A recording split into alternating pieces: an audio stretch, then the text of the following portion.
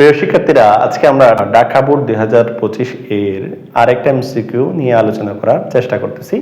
এখানে একটা সিরিজ দেওয়া আছে 4 plus a plus b plus 32 plus ধারাটির সাধারণ অনুপাত কত।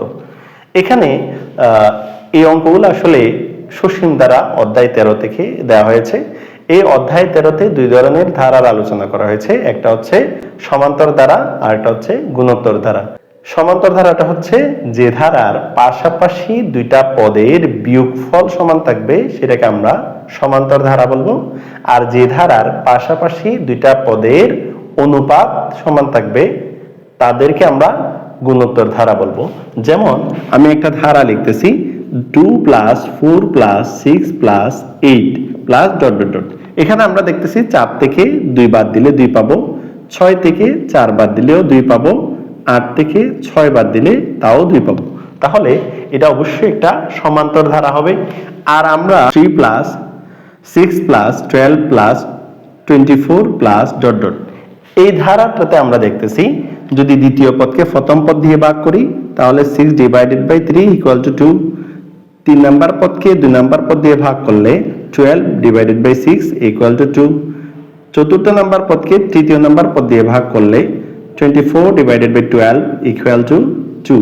অর্থাৎ আমরা দেখতেছি প্রতিটা অনুপাতের মানটা, অর্থাৎ দ্বিতীয় পদকে প্রথম পদ দিয়ে ভাগ করলে প্রতি ক্ষেত্রে আমরা একই মান পাচ্ছি। তাহলে আমরা অবশ্যই এই ধারাটাকে গুণোত্তর ধারা বলতে পারি। তাহলে আমরা এখানে যেহেতু সাধারণ অনুপাতের কথা বলা হয়েছে, এই সাধারণ অনুপাত থাকে যে গুণোত্তর ধারায়, তাই আমরা গুণোত্তর ধারা বিবেচনা করে কাজটা করার চেষ্টা করব। এখানে আমরা এমসিকিউ যেহেতু আনসার করতেছি, আমরা অনেক সময় অপশনগুলো টেস্ট করেও আনসার বের করে ফেলতে পারি। আমরা একটু ট্রাই করে দেখি কোন অপশনটা দিয়ে সঠিক আনসারটা আমরা পাচ্ছি। এখানে আমরা যদি প্রথমে একটাকে নিই তাহলে 4 এর সাথে 1 গুণ করলে আমরা 4 একে 4ই পাবো, এখানেও 4 একে 4 পাবো, এখানেও 4 হওয়ার কথা। যেহেতু এখানে 4 দেওয়া নাই তাহলে একটা শুদ্ধ না।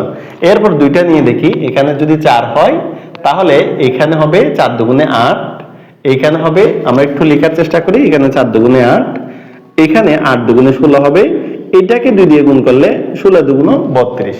অর্থাৎ আমরা দেখতেছি যদি সাধারণ অনুপাতটা আমরা 2 করে নিই তাহলে কিন্তু সিরিজটা ঠিক হবে। শুধুমাত্র 2 নিলেই আমরা এটাকে সাধারণ অনুপাত হিসেবে বিবেচনা করতে পারতেছি, তাই 2টাই হবে আমাদের বিবেচ্য আনসার।